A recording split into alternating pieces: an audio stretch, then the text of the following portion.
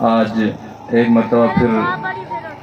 اللہ نے اس خوبصورت تقریب میں حاضری کی توفیق بخشی۔ ماشاءاللہ پہلے جب میں تقریری مقابلے میں آیا تھا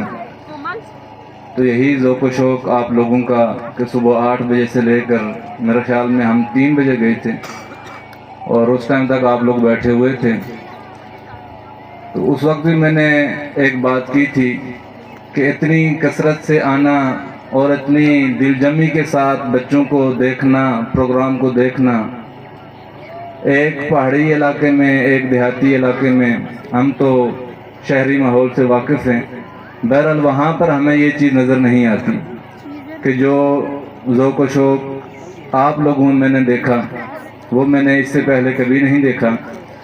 اللہ پاک آپ کا یہاں پر بیٹھنا، ہم سب کا یہاں پر آنا ان بچوں کے لیے بہتری کا باعث بنائے۔ یہ ایک تعلیمی سفر ہے جس کی آج سالانہ تقریب ہے جس میں ہم سب موجود ہیں۔ میں صرف 2-4 باتیں، وقت تو کافی گزر چکا ہے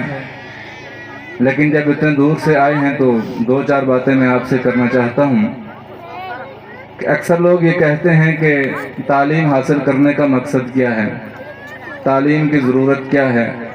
ہمارے بچوں نے کون سا ڈاکٹر بن جانا ہے، کون سا انجینئر بن جانا ہے، ہم تو غریب لوگ ہیں، غریبوں کے بچے ہیں، دیہاتوں میں رہنے والے ہیں، ہمارے بچے کون سا آگے جائیں گے۔ اس میں پہلی چیز تو یہ سمجھنی چاہیے کہ تعلیم کا مقصد نوکر بننا نہیں ہے۔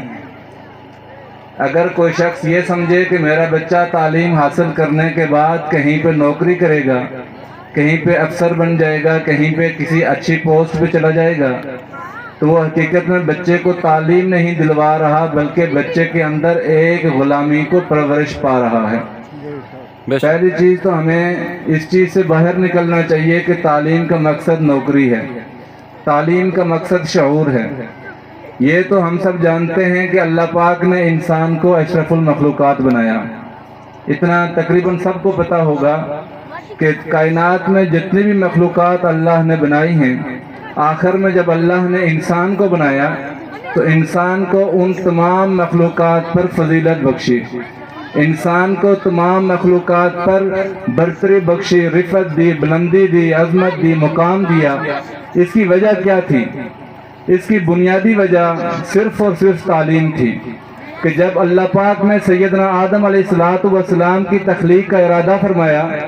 اللہ نے فرشتوں سے کہا کہ میں زمین پر اپنا نائب بھیجنا چاہتا ہوں، میں زمین پر اپنا خلیفہ بھیجنا چاہتا ہوں۔ تو فرشتوں نے کہا کہ یا اللہ تیری عبادت کرنے کے لیے ہم کافی ہیں، تیرے لیے رکوع کرنا، سجدہ کرنا، ہم کون ہوتے ہیں تیری حکم نہ مانیں، لیکن یہ انسان کو بھیجنے کی کیا ضرورت ہے؟ یہ تو زمین پر جا کر فتنہ کرے گا، خون ریزی کرے گا۔ پھر اللہ پاک نے کہا کہ جو میں جانتا ہوں وہ تم نہیں جانتے۔ جب اللہ نے سیدنا آدم علیہ السلام کو تخلیق کیا، سیدنا آدم علیہ السلام کے وجود کو بنایا، اللہ نے حضرت آدم علیہ السلام کو چند چیزوں کے نام بتا دیے، چند چیزوں کی کچھ سبزیاں ہیں، یہ سورہ بقرہ میں پوری تفصیل ہے کہ کچھ چیزوں کے نام اللہ پاک نے حضرت آدم علیہ السلام کو عطا فرمائے، ان کو سکھا دیے، ان کو کچھ چیزوں کا علم عطا فرمایا۔ پھر جب فرشتوں کو سامنے کھڑا کیا، فرشتوں کو اللہ نے کہا کہ میرے آدم کو سجدہ کرو۔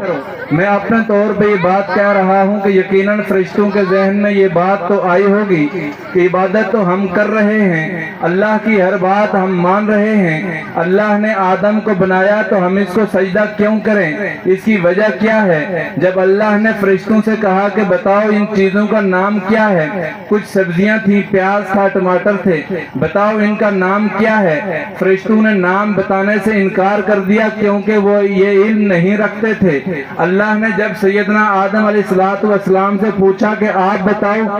ان چیزوں کا نام کیا ہے، اللہ نے سیدنا آدم علیہ السلام کو ان چیزوں کا نام بتا دیا تھا۔ پھر انہوں نے ایک دم ان کا جب جواب دیا تو تمام فرشتوں نے ایک ساتھ ہو کر سیدنا آدم علیہ السلام کو سجدہ کیا، اور اللہ نے کہا کہ یہ جو انسان میں نے بنایا ہے اس کو فرشتوں پر بھی فضیلت ہے، اس کو کائنات کی تمام مخلوقات پر فضیلت ہے۔ اس کی وجہ یہ ہے کہ اللہ نے انسان کو علم عطا فرمایا، یہ علم اللہ اللہ نے کسی اور کو نہیں دیا. فرشتوں کے پاس جتنا بھی علم ہے وہ لمیٹڈ ہے, وہ مخصوص ہے, اس کا ایک دائرہ کار ہے, لیکن اللہ نے انسان کو لامحدود علم عطا فرما کر تمام کائنات کی تمام مخلوقات پر افضلیت بخشی. اب اس سے آگے اگر تھوڑا سا ہم اس سے آگے بات کریں, سر ٹائم زیادہ تو نہیں لگا, کوئی اگر ہو تو. جب اللہ نے جتنے بھی انبیاء بھیجے, ہم الحمدللہ مسلمان ہیں سارے کے سارے, اور دیہاتی لوگ تو ویسے بھی پکے مسلمان ہوتے ہیں ہمارے شہروں کی بنسبت, چونکہ ان لوگوں میں ایمان کا جذبہ بہت زیادہ ہوتا ہے. اللہ نے جتنے بھی انبیاء بھیجے ان سب کا مقصد اپنی اپنی امت کو تعلیم دینا تھا. جتنے بھی انبیاء آئے ان سب نے اپنی اپنی امت کو, اپنی اپنی قوم کو راستہ بتایا, ہدایت کا راستہ بتایا, ان کو علم دیا, تعلیم دی, تربیت دی. جب ہمارے آقا سیدنا محمد مصطفیٰ صلی اللہ علیہ وسلم تشریف لائے, اللہ نے کہا کہ یہ میرا محبوب ہے, باقی سارے پیغمبر ہیں, باقی سارے رسول ہیں, یہ ختم الرسل ہے, باقی سارے نبی ہیں, یہ سردار الانبیاء ہے, یہ میرا محبوب ہے. اور فرمایا کہ اگر میں نے کائنات نہ بنانی ہوتی تو اگر میں نے تجھے نہ بنانا ہوتا تو میں یہ کائنات نہ بناتا. بحیثیت مسلمان ہمارا یہ ایمان ہے, ہمارا یہ عقیدہ ہے کہ یہ چاند سورج, یہ جو زمین کے اوپر جو کچھ ہم دیکھ رہے ہیں, یہ پیارے نبی کے صدقے میں اللہ نے ہمیں عطا فرمائے. جب اللہ پاک نے نبی علیہ السلام کے ساتھ پہلی ملاقات کی, جب اللہ پاک نے نبی علیہ السلام کے ساتھ پہلا کلام فرمایا, وہ پیغمبر جو اللہ کے محبوب ترین انسان ہیں, جب اللہ نے اپنے محبوب کے ساتھ پہلا کلام کیا. دنیا کا اصول یہ ہے کہ جب انسان کسی محبوب کے پاس جائے, ایسے انسان کے پاس جائے جس سے وہ محبت کرتا ہو, دنیا کا اصول یہ ہے کہ سب سے پہلے جا کر اس کی خیر خیریت پوچھے گا, سب سے پہلے جا کر اس سے پوچھے گا بتاؤ میرے محبوب آپ کیسے ہو, آپ کا کیا حال ہے, بتاؤ آپ کو کیا چاہیے. لیکن میرے اللہ نے ہمیں یہ بتانا تھا, ہمیں تعلیم کی اہمیت بتانی تھی, ہمیں علم کی اہمیت بتانی تھی. اللہ نے اپنے محبوب سے یہ نہیں پوچھا کہ بتاؤ میرے محبوب آپ کا کیا حال ہے, بتاؤ میرے محبوب آپ کیسے ہو. اللہ نے جب پہلا کلام اپنے محبوب سے کیا تو تعلیم کے حوالے سے کیا. یہ نہیں کہا کہ محبوب السلام علیکم, اپنے محبوب کو سلام نہیں کیا, اپنے محبوب کا حال چال نہیں پوچھا, بلکہ فرمایا اقرا بسم ربک الذی خلق, خلق الانسان من علق, اقرا وربک الاکرم الذی علم بالقلم. اے میرے محبوب میرا نام لے کر پڑھیے.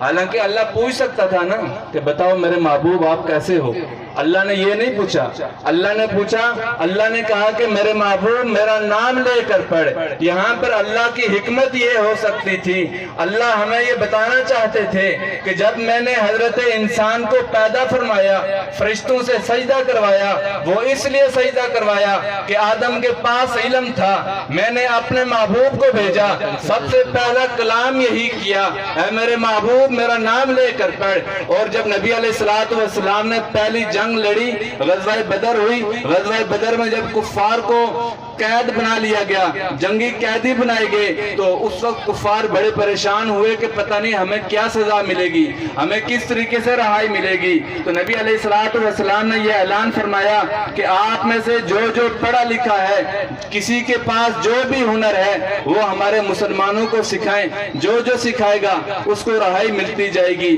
یہ ساری. اور جب ہجرت ہوئی,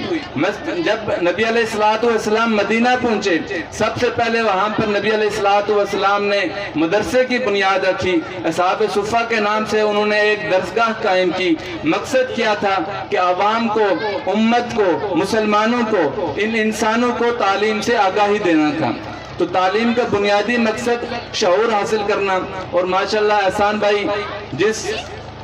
خوش اسلوبی کے ساتھ, جس جوش و جذبے کے ساتھ اس کام میں لگے ہوئے ہیں, مجھے حالانکہ راولپنڈی سے آنا کافی مشکل تھا, لیکن میں پہلے بھی چونکہ ہو کر گیا ہوں تو قاری صاحب سے میں نے کہا جی جانا بہت ضروری ہے. اللہ پاک ان کے اس جذبے کو قبول فرمائے. بچوں نے بہت خوبصورت پرفارمنس کی ہے. بہت سارے لوگ یہ سمجھتے ہوں گے کہ ہمارے بچے بہت قابل ہیں, انہوں نے آ کے سٹیج پہ تقریریں کی, ٹیبلو کیے. تو میں میرا ایک اپنی سوچ ہے، لازم نہیں ہے آپ لوگ متفق ہوں، یہ حقیقت میں بچوں کا ٹیلنٹ نہیں تھا، یہ بچوں کی قابلیت نہیں تھی۔ اگر ان میں یہ قابلیت ہوتی تو آپ لوگ اپنے گھروں میں بھی یہ پروگرام کروا سکتے تھے۔ یہ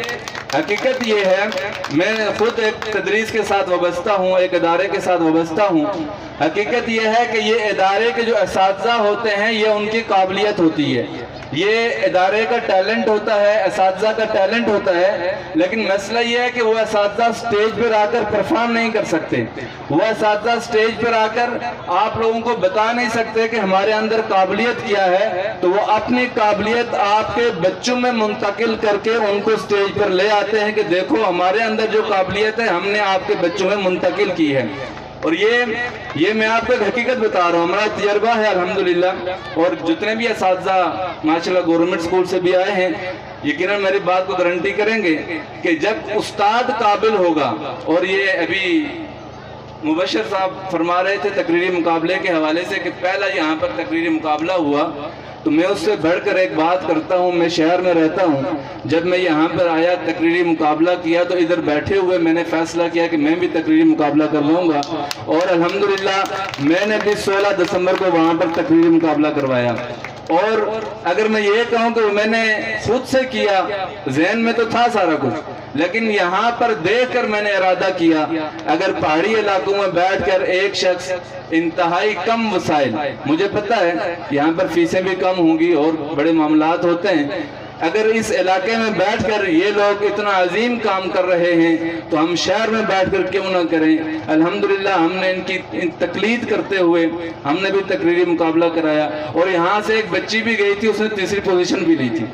حضرت مولانا ارشد صاحب کی بیٹی بھی وہاں پر گئی تھی، وہ وہاں سے تیسری پوزیشن لے کر آئی تھی۔ اور میں آخر میں ایک چھوٹی سی گزارش آپ احباب سے کرنا چاہوں گا کہ مجھے تقریباً 22 سال ہو گئے تدریس کرتے ہوئے، تو 22 سالوں میں نے صرف ایک چیز سیکھی ہے، صرف ایک چیز، کہ جو والدین بلکہ سارے والدین یہ سمجھ چاہتے ہیں کہ ان کے بچے اچھی تعلیم حاصل کریں، یہ ہر والدین کی یہ خواہش ہے، ان کے بچے اچھا پڑھیں، اچھا سیکھیں۔ تو میں نے ایک چھوٹا سا فارمولا میں نے نکالا، ایک جیسے وہ پورا مضمون کا ایک پرسے ہوتا ہے، ایسے ایک چھوٹا سا میں نے نقطہ نکالا کہ جو یہ چاہتا ہے کہ اس کے بچے اچھی تعلیم حاصل کریں، بہترین تعلیم حاصل کریں، اچھی تعلیم کا بہترین تعلیم کا مقصد یہ نہیں ہے کہ اچھے نمبر لے لینا، یہ نمبر وہاں لینا یہ پاکستان کے اندر ہے، باہر کے بہت سارے ممالک میں میٹرک تک وہاں پر امتحان ہی نہیں ہوتا، جو ممالک تعلیمی میدان میں پہلے نمبر پہ ہیں وہاں پر میٹرک تک کوئی امتحان کا کنسپٹ نہیں ہے، یہ صرف پاکستان میں نمرات کو بنا کر ایک دوسرے پہ فوقیت دی گئی ہے، حالانکہ یہ چیز غلط ہے، ایسا نہیں ہونا چاہیے۔ تو جو والدین سمجھتے ہیں کہ ان کے بچوں کو کچھ ملے، کچھ وہ حاصل کریں، اس کی بنیادی ایک نقطہ میں آپ کو دے رہا ہوں کہ وہ اپنے اساتذہ کا احترام کریں،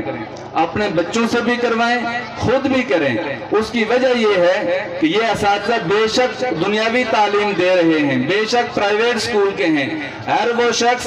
جس نے پڑھانا شروع کیا اس کے ساتھ استاد کا لیبل لگ گیا، اور جس کے ساتھ استاد کا لیبل لگ گیا اس کی نسبت نبی علیہ السلام سے جا ملتی ہے۔ اس کی وجہ یہ ہے کہ نبی علیہ السلام نے فرمایا انما بعثت معلما، مجھے استاد بنا کر بھیجا گیا، مجھے سکھانے والا بنا کر بھیجا گیا، تو جو بھی شخص قیامت تک سکھانے والا آئے گا اس کی نسبت ہمارے نبی کے ساتھ ملے گی۔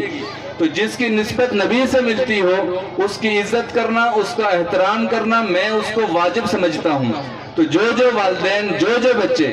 اپنے اساتذہ کی عزت کرتے ہیں، اپنے اساتذہ کا احترام کرتے ہیں، ان کے نمبر بے شک کم ہوں لیکن اللہ پاک ان کو بلندیاں عطا فرماتے ہیں۔ ہم نے ایسے لوگ دیکھے ہیں کہ جنہوں نے اپنے اساتذہ کی جوتیاں اٹھائی ہیں، کلاس میں کمزور تھے، پڑھائی میں کمزور تھے، لیکن ایک وقت آیا کہ اللہ نے ان کو بلندیاں عطا فرمائی۔ ایک والدین کے ساتھ تعلق مضبوط ہونا چاہیے، اور دوسرا اپنے استاد کے ساتھ تعلق مضبوط ہونا چاہیے، اللہ پاک ضرور اس کو بلندیاں عطا فرماتے ہیں۔ حیات باقی، ملاقات باقی، وما علینا الا البلاغ المبین۔